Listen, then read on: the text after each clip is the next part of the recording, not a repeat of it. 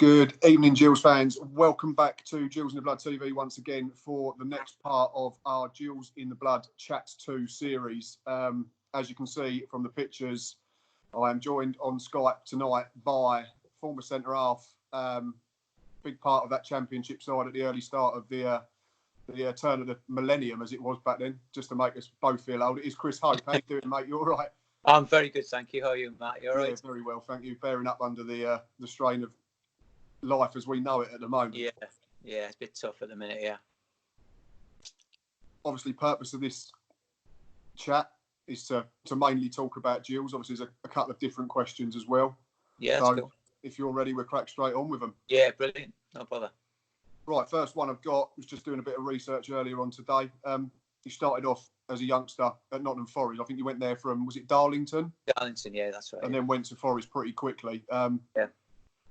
Never played a game, unfortunately, but I just wanted to ask, although you didn't play for the first team, what was it like under the tutelage of the legendary Brian Clough? It's unbelievable, to be honest. I mean, it's a bit bizarre when it sort of came around. I was at Darlington at the time. I'd sort of broke into the first team to play a cup match when I was 17. Yeah. And it was an end of season. The Darlington were away in Mallorca and Nottingham Forest were away, and they'd sort of asked if we got any decent players. Brian Little was the manager at the time, and he said, "Oh, we've got this young lad, Chris Hope, who's a decent player." So I went and played in a tournament with him abroad in Zurich. And at the time, Darlington were non-league. They'd just been relegated, but that season I was there, they got promoted back into the Football League, and because of that, we had to play local sort of non-league sides in our youth setup. So around the sort of northeast area. So I went from playing that and played in this tournament. The first game I played for Forest was against Real Madrid under 20s or something, which was crazy. Blimey. Yeah, so which was a bit mad. But it was just sort of a trial. So I went and really enjoyed it. I thought I did all right. But do you know what? I honestly, hand on heart, didn't think anything would come of it. But I just sort of enjoyed the experience. Anyway, I come back home, and then about a week later, I got a phone call at my mate's house. My mum's rang up and said, "You need to get yourself back. The manager's round the house." And I'm thinking, "Oh God, what have I done here?" Anyway, come round and said, "Look, we've had an offer of 50,000 from Nottingham Forest. They want to sign you." And obviously jumped at the chance because Forest then were a big side. They were constantly top four. Stuart Pearce, Des Walker, the likes, and obviously Brian Clough was a big pull for me. So it was a fantastic experience. I didn't obviously break in the first team there. Those were the days when you had two substitutes, so it was like tough to break through. Yeah. I was in the squad a few times, travelled with the first team and stuff like that, but never sort of quite had a chance to break through. Playing regular reserves and that, which was sort of good standard back then. But if I'm honest, as much as I enjoyed it there, and I really did, and Brian Clough was amazing. I mean, you hear all the stories and they're all true. He just had this air about him, and he walked into a room, and I just think it was the key with him is obviously a fabulous coach, but it was his man management, and I think it was just a little, he never let anyone get too big for the boots, but he just walk up to you and a little quiet word, and you just make you feel like 100 feet tall, and he was fantastic at that, and he knew everything about you. When I joined the club, and he knew a lot about me, and I thought, how does he know about all this about me? And it was just them small touches. And you looked at the team, and we had some sort of superstar England players, but the rest of the squad was sort of, we'll say household names, but lads from lower leagues and stuff, and he just got the best out of them, really. So, but the top and bottom of it, I had fantastic 3 years. He was an absolute legend, and but top and bottom of it, I probably just wasn't good enough at the time, just as, hand on heart. As much as I tried, I was never going to get Des Walker, and Steve Chatler was Carl Tyler were the centre halves at the time, so it was hard to dislodge them, really. So I felt that come to 3 years, they said, "Look, I don't think it's going to happen for you here," and then I moved on and obviously went to Scunthorpe from there. Yeah, I suppose, and obviously as a youngster, you just want to play first team games, and you can only give it so long. I suspect you can't just keep thinking, it might happen. You've got to go out at some point and take the chance, and then almost take one step back to then maybe make 2 or 3 forward. Yeah, and absolutely. you went to, was it Scunthorpe after that? Yeah. I mean, my last year at Forest, I spent half the season on loan at Kettering Town, who were in the conference at the time, and I think it was the best thing I did. was a big move for me at the time because, you know, being connected with the last season I was at Forest was Premier League, so to go from Premier League back into non-league, but I just had a feeling it was the right thing to do. I wanted to go and play some football, play for 3 points, play for football that matters. Yeah, of course. And it was the best thing I did because obviously it didn't work out for me first, but I was enjoying my time. You know, the conference at the time was a good league. You know, Wickham were in there with Martin O'Neill and all that lot. With Steve, of course, yeah. Them playing. I remember we going there and had a fabulous game where we beat them 2-1. They were flying high. They were miles ahead, and we played something like 12 minutes injury time. I think they were waiting for us then to score, and we just sort of held out. So that was a fond memory. But the good thing about that was, I think if I'd stayed at Forest and just played the odd reserve game, and maybe might not have had the teams looking at me, where I was actually out playing football. So at the end of the season, I'm quite lucky. I had sort of 8 or 9 teams saying, look, we want to sign you. So I had a bit of a decision to make. I had Stoke City and a few others knocking about. But I just went to Scunthorpe, and I just felt there was no guarantees that I was going to play. But he said, look, Richard Money was the manager. You'll be part of my first team squad. And that's what I wanted to hear. I wanted first team football. I wanted league football. So I took the step and went to Scunthorpe. And, you know, it worked out well for me. You know, I had 7 really good years there. Yeah, I was, like I said, I was doing a bit of research today, and obviously he was there. And then we'll fast forward now to the summer of 2000. Yeah. Gills had just been promoted into what's now the Championship. Yeah. And you arrived, I think you played, you set some sort of record at Scunthorpe? You played 177 consecutive games, I read today. Yeah. I mean, I don't take Wikipedia as gospel all the time. Yeah. But I have read it somewhere else on social media. Yeah. And then you played the first 176 games for us after joining without missing a game. Yeah. That's a phenomenal record at whatever level. So number one, I applaud you. But how?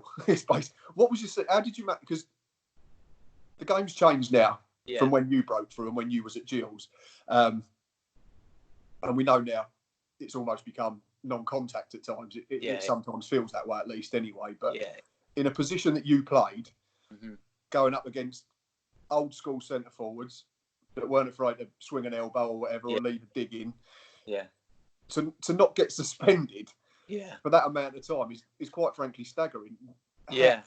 Tell me how. Well, you know, there's a couple of things. I've been asked the question a few times. I think one's injury. Obviously, I was sort of lucky with that. And then 2 was obviously the suspension side of it. I don't know really with suspension side of it. I was close a few times. I think at Gills, I think it was the 2nd season or 3rd season there where I'd sort of racked up quite a few bookings. You didn't get sent off for us, did you? No, I did. Yeah, that's what actually stopped it. I got sent. Sorry, off that was until then. Sorry, until the run ended. You know, it was a penalty. They missed it, fortunately, and we won 1-0 at home. So it's worth it. No, it was. But and just, you know, I sort of looked after myself. I suppose my game really is, I was very competitive in that, but I don't think I was really a defender who tended to be on the ground much. You know what I mean? I was lucky that in certain my youth setups and speaking to people like Des Walker and that when I was growing up at Forest, because he's very good at that. And he was always saying, look, if you can stay on your feet when you're defending, you don't dive in unless you're 100% sure. And maybe if it's a block shot, you need to dive in. But obviously, if you go diving in, you open yourself up to bookings and stuff like that. So I was, lucky with injuries.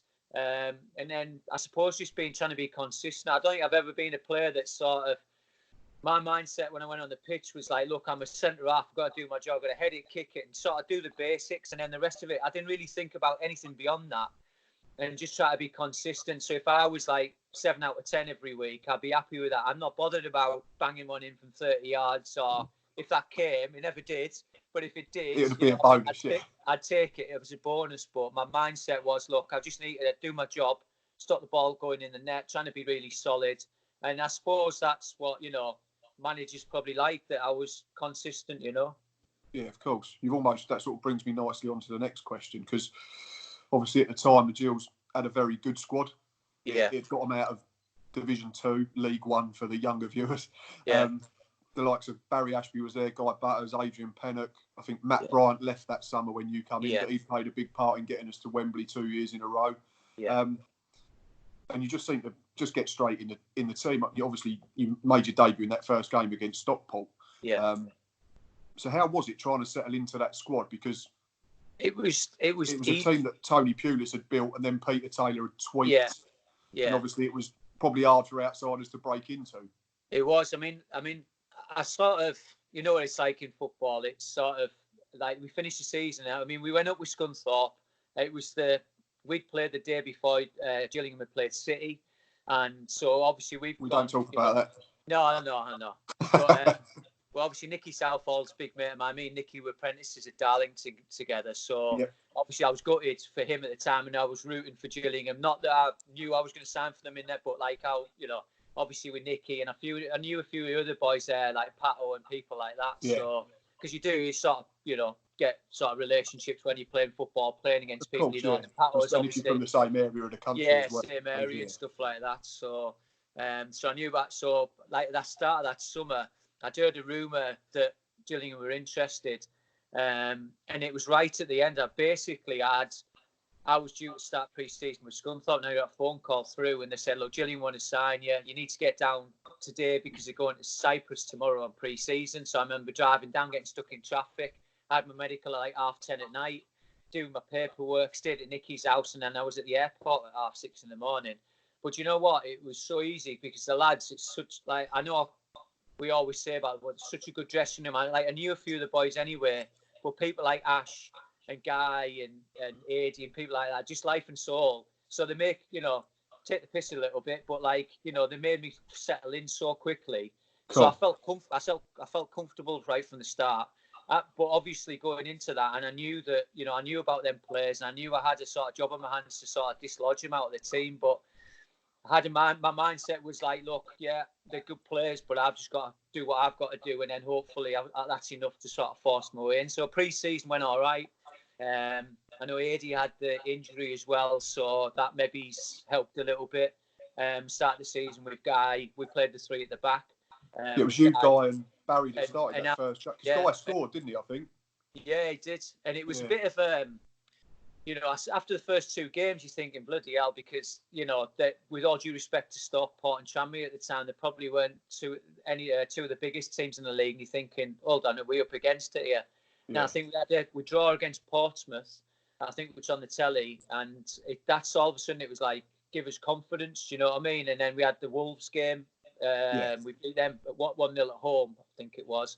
And then all of a sudden you could just see, like, you know, we sort of grew in confidence from then. And well, I think the mentality of that dressing room, with a lot of lads playing from like lower leagues and stuff, and they were hungry. So, you know, we always, like Ash used to say, like, you know, it's in that guy, or like we're the dog and duck of the Championship or League Two at the time, you know. And we had that mentality. It was like, yeah, you come to our place, you're going to get, you know, you're going to be in a game. And then when we went away, we always felt we were up against it, like the underdog. And I think that just really sort of galvanised the team and stuff. And we had a good, like I say, such a good eclectic dressing room of players. And, you know, I think they had good quality in all areas. So, like, a backup as well. You know, look at our forwards, and you had, like, Iffy and Sarbs and Tomo and Kingy and Shoy, you know what I mean? When you look at them, and it's just like, you take your pick from them, you play with anyone, you know. Midfield, we had sort of bundles and like centre-half full-backs. So I think Hesse and Peter, obviously, and Pugh had sort of built up over the years, built up a decent squad. And then obviously Shoy and Kingy came in that summer just to add to that a little bit, and sort of, you know, went from there, really. Yeah, and brings me on just to the next point there, Chris, as well, because you said about them first couple of games against Stockport and Tranmere, and probably not being the biggest two teams in that division at the time. They both turned us over, and I think as fans as well, we was all thinking this ain't going to be as fun as we was hoping. But just how big was the jumping? Because I think when you joined, hadn't Scunthorpe been relegated back out of League One or whatever the division was called? That's it. Yeah. Obviously, number one for you was leaving a team that had finished in the bottom four of that division to join a team that had finished in the top six. Yeah. And then obviously you're making a divisional jump as well. Yeah. Was there any apprehension from you? Or I think what I'm trying to ask is, how big was the golfing class between the second tier and the third tier? I mean, obviously there is a golfing class, but, you know, I relished it. You know, I was really looking forward to it. There wasn't a bit of me that thought I'm not up to this, because I knew I could play that level. Obviously, when I was at Forest, and I was close to it, and I thought, and don't get me wrong, when we were at Scunthorpe, we deserved to go down, because we'd obviously had the season we did well. We went up, and it's not. But unfortunately, we had like 2 strikers scored 50-odd goals. They left to go on to, I think Jamie Forrester went to Holland and John Eyre went to Hull. But we didn't replace them with anyone, you know what I mean? And we just didn't score enough goals, really, that season. So we deserved to go down. So when Gillingham come knocking, it was like a no-brainer for me, Championship football. And I thought, yeah, I'm up. And I've always been a player that, you know, when we played Arsenal in the Cup, and it sounds like I don't think I'm an arrogant person. But my mindset going on that pitch is I'm going to be the best player on that pitch. I wasn't, but you know what I mean? You're going up against them players. But I always felt that going to the pitch that I could easily be matched against anyone, really. And that really sort of galvanised me. And, you know, when I went on the pitch, I always felt confident. So it was a step up. And the first couple of games, you're thinking, wow, you know, we've just gone from that. But then, like I say, once we got them a couple of points under our belt, you adjusted quite quickly. And, you know, I think, you know, you would speak to a lot of lads now who used to come and used to go. I used to hate going to Gillingham. They used to hate coming, like, you know. I think that's what Gills have lost up until this season, potentially under Steve Evans. I think that's what Gills have lost for far too long. It's been too easy for teams to come and just nick 3 points from our place, and it's not been fun to watch. I think we've won more this season than we had in the last 2 combined time, and that says all you need to know, because you're putting so much pressure on yourself to go away and get results then, and that's why, unfortunately, Gills have been struggling in the bottom half of League One for probably the best part of 3 or 4 years. But talking of Championship games, you just mentioned a cup game. I've got a question a little bit later on about cup games, but so we'll get on to Arsenal in more detail. But I think I tweeted about this, or I spoke about it the other day when I did my Gills by position mini-series. Talk me through that Norwich game. I know, it was good memories. I mean, like, you know, again, you know, it's like Norwich, a good team, and obviously Big Ewan, who came and joined us, was a, you know, very sort of good striker. And we go 4-0 up, and you think, happy days. But I think it's just the beauty of football, isn't it? Not, you know, for fans, and but you know, we concede 1, you're thinking, oh, it's fine, we'll be all right. And then it's 2 and 3, and then I think after that, I think they had a chance. We maybe could have made it 4-4. I think Ewan had another chance, you know. So we sort of held on, but you know, that was like sort of summed us up, really. We just used to scrap it out and get some results, you know. And it might not have been pretty at times, and sort of kept the fans on their, you know, like you say, chewing their nails a little bit. But definitely. Yeah, it was, you know, again, a good get, you know. You come in the dressing room afterwards, and like Essie's like, lads, you know, it's, you know, we could. I was going to say, I'm imagining Hesse weren't too happy. But well done. You know, it was, you know, and that was the thing. It was, I think it's a bit of an old school sort of thing, but I've been in Gillingham dressing rooms where the lads have had a fallout after games. You know what I mean? But like 10 minutes later, you're having a beer and a laugh. You know what I mean? We could sort stuff out in the dressing room. You know, half time, because you're adults, and you're experienced, and you know, and sometimes it has got quite heated, and especially Hesse, he wears his heart on his sleeve, and I love playing for him, because obviously he was playing quite a lot, but you know, when he wasn't, he'd come in, and you'd like come in at half time. Sometimes you think, right, we're going to take a little bit of a tongue lashing here, because you know, we haven't played very well. But you know what, the lads took it on board what Hesse said and stuff like that. So yeah, I mean, that was a game, you know. Afterwards, I think it gave him kittens, really. But it was a memorable game. It was good to sort of turn one of the big boys over, really. Yeah, definitely. And obviously, that was in the Championship. And as I've already mentioned, you played 176 consecutive games after joining, and you helped us finish 13th, 12th, and 11th. So, without, you know, trying to blow smoke up your ass too much, you played a huge part in the best 3 seasons that this football club's ever had in terms of league position. Just how fun was it for them first 3 years?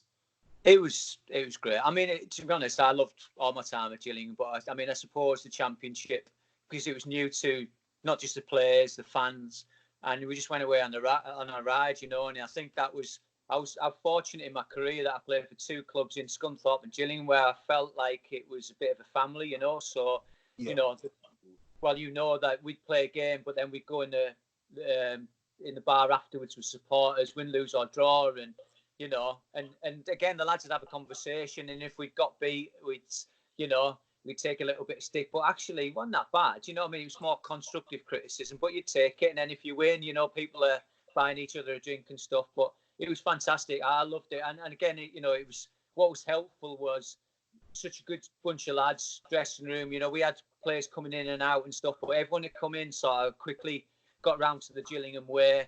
You know, supporters were fantastic. You know, home and away, we always took a lot of supporters. You know, wherever it was in the country, we always had a fantastic turnout.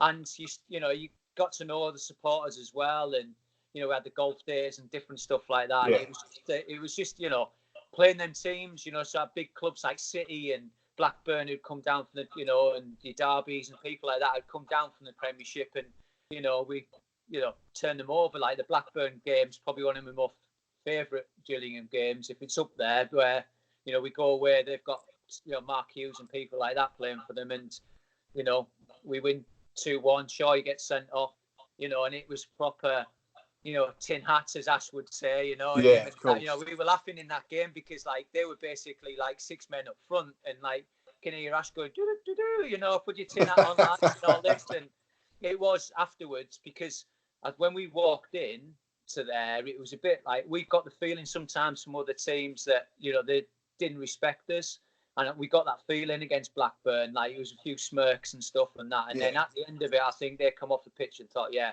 we do respect them a little bit now, and we celebrated like we do. You know, you always seen that you know, in the Championship, there's a lot of the teams in the Northwest, so long journeys back on the coach were even much better. Like when we've won and have a few beers and a laugh and stuff like that. So it was fantastic. But you know, I loved the Championship. It was great.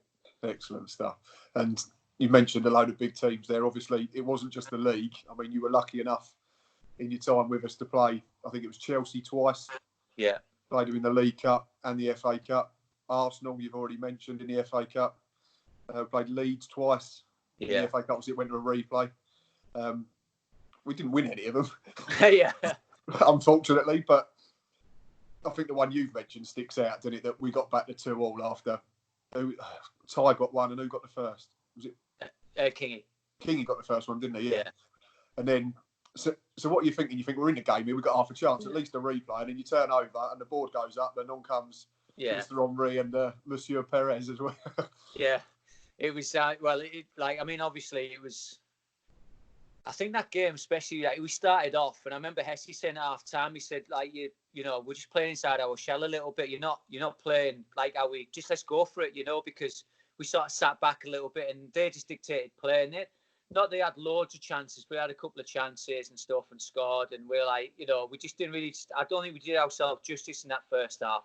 Came out second half, we went like, right, let's just go for it, all guns blazing, and we give them a real shock. And like, you know, the crowd was up, and I remember both goals were fantastic. And you think, it could be a shock on the cards. And I'm running back, I didn't see him. Nash went, OP, and he went, look who's coming on. And he's thinking, shit. But it's funny enough, like, I mean, Henry, class player, like, but I thought Perez was the one who changed the game, really, because he came on and started just dictating play, and he was pulling strings all over the place, and we just couldn't really get grips from him. I mean, Parler scored an unbelievable goal. It was a set piece. You know, a couple of goals could have been avoided, but, you know, it was nice for an hour. Of course, yeah. And you have to, again, it's Arsenal at the end of the day, and all right, we was in the Championship at the time, but there's...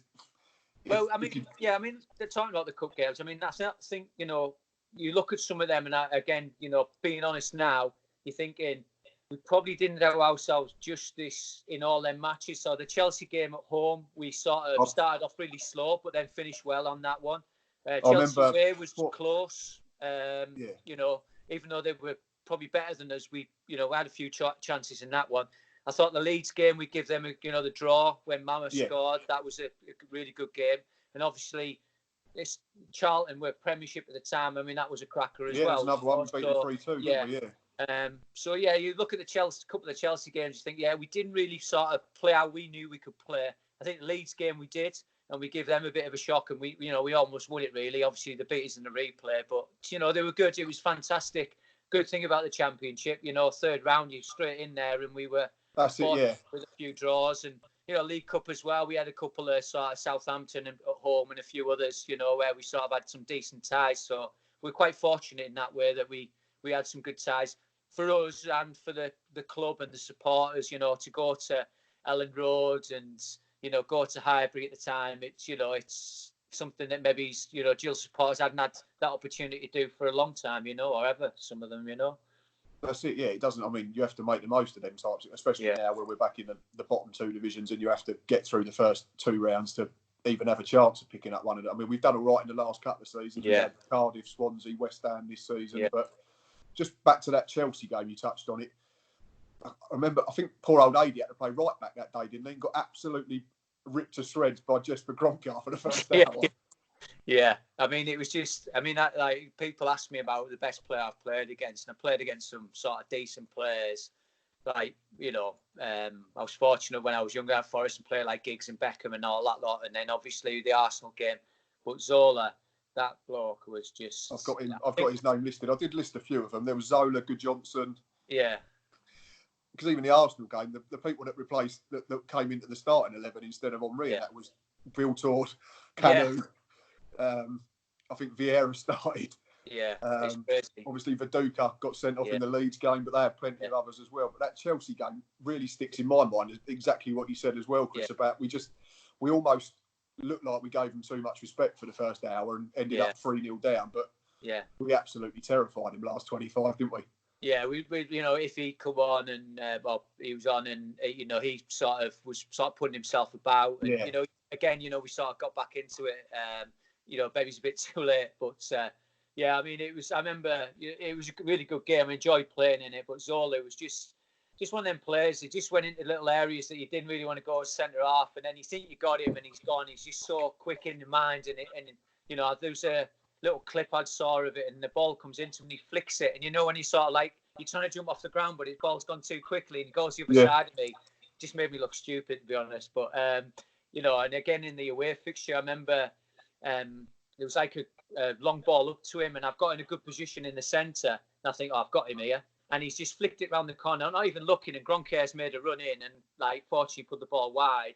And like I'm thinking, how's he seen that? He hasn't even looked. He's just sort of second guessed that he's in there, and it's just, he was fantastic. But again, it was these cup matches just gives you a chance to pick his words against the best players in the world at the time, which he was. Of course, yeah, exactly. And it also it does show you the difference between our level and then. Well, we spoke about the gap between the third and the second tier, but I think the gap, especially back then, the gap between the second tier and the top tier was pretty big. Yeah, massive. So good games. Like you said, tinged with a little bit of frustration. You think like if we'd gone for it from the start, we'd been something else, but it wasn't to be. But we give it a good go in the end. Exactly. Yeah, like you say, those excellent games, and they helped the club out in a financial sense as well as a sporting sense. So, we have to talk about your last 2 seasons with us, 03-04 and 04-05. We struggled a lot more than we had done in the first 3 campaigns at that level. And why do you think that was? Do you think it was the squad had probably aged together, the majority of that squad that Tony and Peter had put together? And I think Hesse left the season after we just stayed up, didn't he? Yeah. The end of that season, when we stayed up on the final day. So I think what I so I signed 2000. Now it's 2006 I'd left, so it's 05 or 06, wasn't it? So I mean the last 2 in the last 2 in the championship. Oh, championship. Sorry, yeah. So I think well, we had the. It's a tough one, really. I think it was a combination of, we had some good players, and then I think they slowly left. So people like Shoy and Kingy left, Tarbs left, Iffy left, and then you've got, there was other people like sort of moved on as well in that time, like Ty Gooden. Vince had to retire as well, didn't he? I think. Yeah. So and don't get me wrong, some good lads came in, but I just think we let a lot of players go and probably didn't really have the strength in depth. So we had sort of a decent 11 or maybe 14, 15 lads, but where we'd had maybe a strong 20 when we were in the first couple of 2 or 3 seasons in Championship, we didn't have that strength and depth anymore. And obviously, scoring goals as well. You took Kingy out of the equation with Shoy and Tom and people like that, because all our forwards, Sabs, used to chip in with goals left, right and centre, and then everyone was sort of chipping in with goals. we sort of lost that a little bit as well. And I remember the Stoke game, obviously going there was a lot of pressure on that. We drew 0-0, and the Stoke fans are saying, "Oh, you're down because such and such a win," and you're thinking, "Oh God!" But we actually, luckily, well, I say luckily, we played well. I thought at Stoke and hung in there. We got the point we needed, and we stayed up. And then Steve Banks made a ridiculous save at the end as well, didn't he? Unbelievable save, like one of the best saves I've seen in a game. Honestly, it was such a good save. And then obviously the following season, Hesse had moved on, and we'd had Stan came in, and maybe the change of style didn't suit us so much, a bit more direct. Not using that as an excuse, but I just think it was, I just think we'd lost the bond in the dressing room like we had, in that last. I was going to say it was not just the quality of players, but we also lost the players that had known how to play in that division together for a couple of years, hadn't we? And if you take out, the spine of any good side, it becomes more difficult. Yeah, and there was like a couple of things, people getting injured, who hadn't been previously and stuff like that, and. I still, even with a couple of weeks to go, I still thought we could do it, and it was good. I thought, it's going to like the season before, and because, I think 2 or 3 games to go, we were still sort of all right. And then, we'd had, and then I remember I think it was Cardiff at home, and they scored late on, beat us, was it 1-0, I think, or 2-1 or something like that, 1-0 maybe. And I was on the bench for that one, and I was... it's look, the manager's decision about I was spitting about it because I was thinking, look, I'm an experienced player, I've been here before, and then I think one of the hardest things for me to take at Gillingham when I missed that last game, so I wasn't even on the bench or anything, and you just feel so hopeless sat in the stand at Forest, and you can't affect anything. You're hoping the lads, and then obviously we didn't get the result, and we went down, and it was just, it was tough to take, really. I'm not saying if I played it, everything would have been different, but I just feel, I was...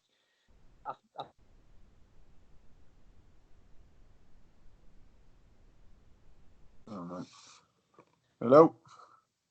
Oh, we would have been all right, So that was tough to take, really. But, again, I've always been an advocate of, leagues don't lie, and we deserve to go down, because for whatever reason, conceded so many goals, didn't score enough goals, didn't play well enough, So, make no bones about it. It's not me coming up here going, making excuses, because and I think if you spoke to all the lads, they'd all their hands up.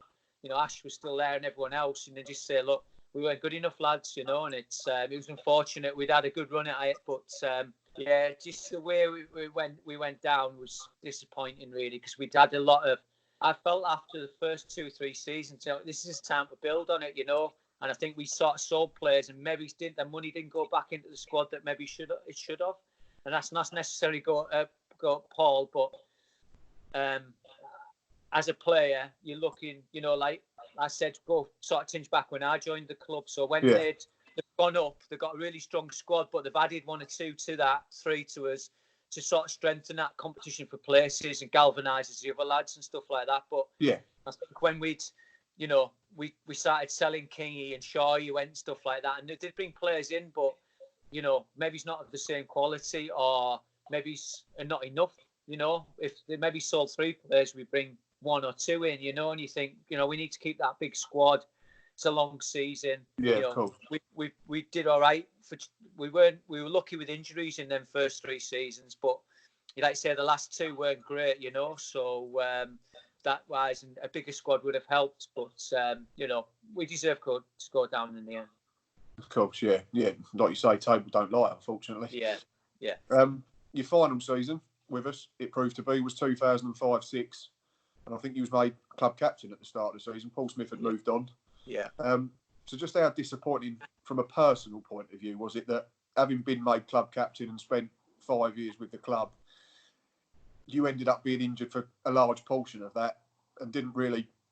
I think you played 28 games, I looked at the date, where the previous 4 seasons you'd basically played 45 plus in every one. Yeah. How annoying and frustrating, heartbreaking, or whatever was that you didn't really get the chance to have a proper go at getting us back up, and then obviously you got released at the end of that campaign as well. It must have been like a double whammy, so to speak. It was a tough season. That again, I don't regret any seasons I was at Gillingham, and I enjoy being around the place and the players and all the rest of it. But I was really lucky in my career. I never had loads of injuries or out for it. You know, I've known a lot of lads who've had cruciates, broken legs, you name it, and they've, you know, and not just 1 or 2 injuries, 3s and 4s, and missed seasons and stuff like that. So, you know, I'm thankful for that. But in that last season, obviously Neil had come in and made me captain, and you know, it was that we wanted to go straight back up. And I remember it was a Hartlepool game, and I went in for a 50-50 tackle. I came out of it and I thought, oh, I've got a bit of a dead calf there, and it was a bit. So about 10 minutes before half time, went in at half time, and I just thought, I went to stand up to come out, and I said to the guy, I can't do it, I can't come out. And he went, oh, you'll be all right. I went, no, seriously, I can't.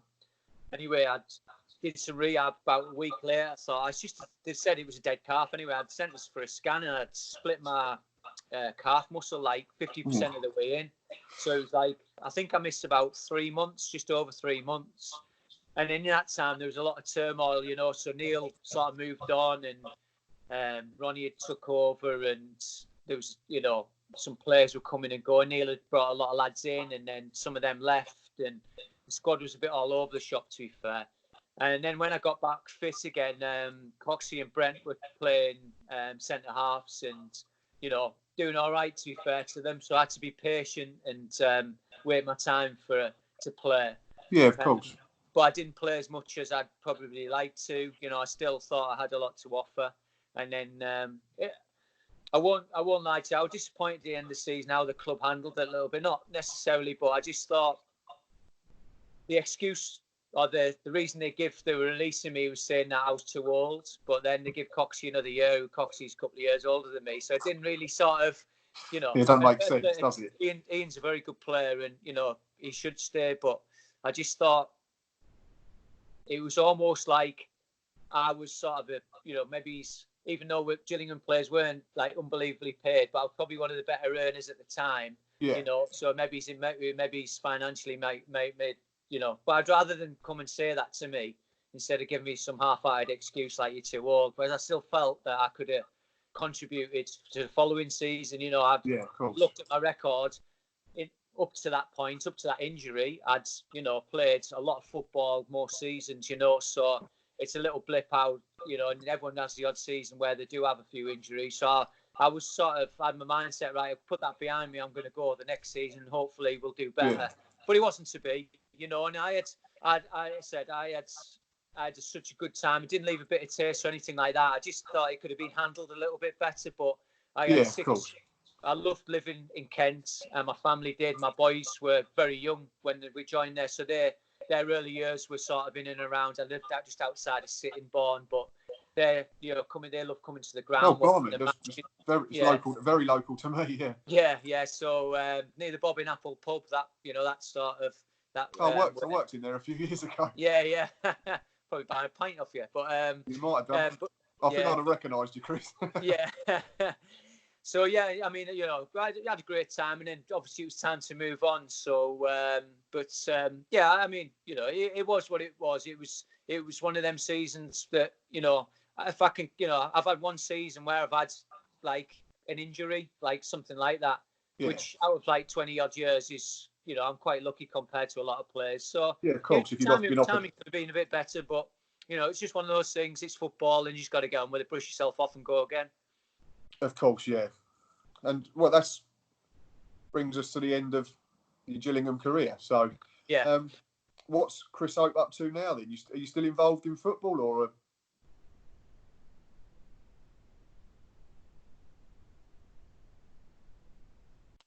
you still play at all, Chris, or...? No, I've actually stopped playing about a couple of years ago. So when I left Gillingham, I went to Rushden and Diamonds. I could have gone for Brentford, actually, but they were sort of, which was still being league football, but they were sort of messing me about with contract, and they were going to give me a year or 6 months, and they just couldn't make a decision. Where Paul Hart was in charge at Rushden, and he was one of my youth team coaches at Forest, so I knew Paul quite well.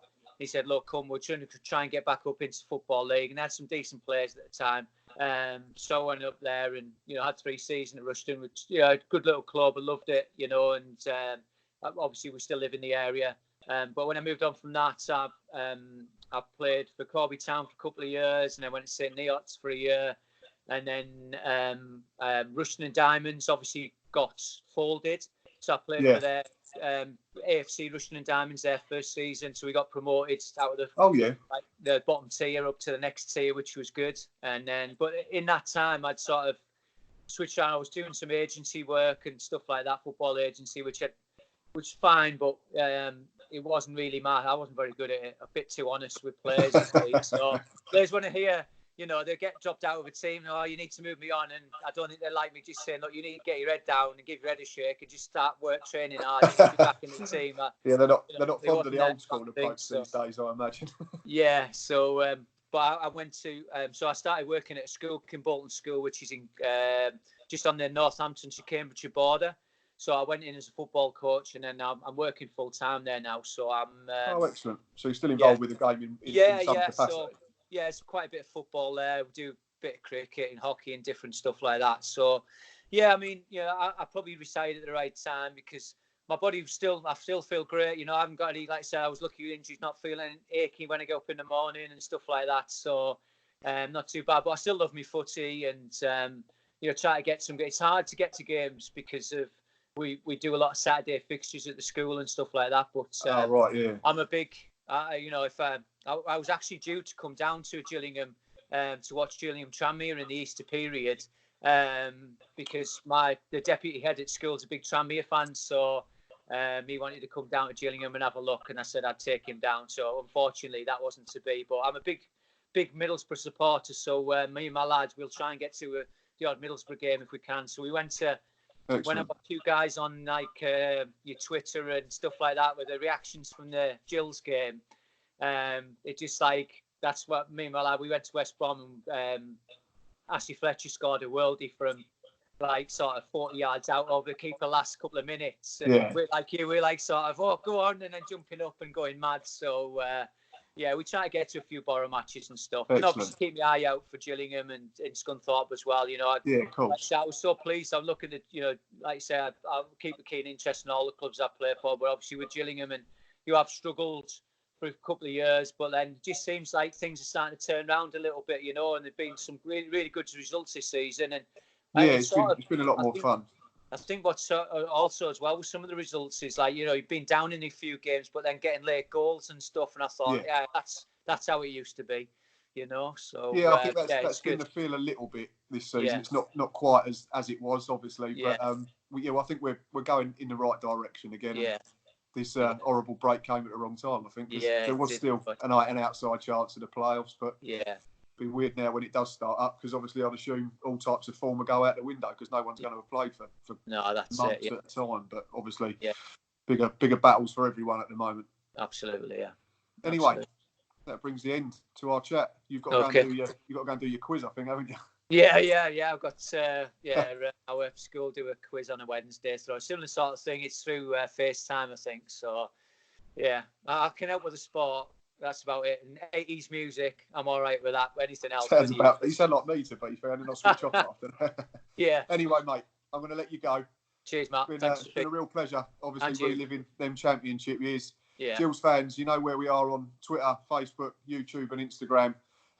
Please leave comments down below and let us know. Give us your favourite memories of Chris. Until next time, up the Gills. Thanks, guys.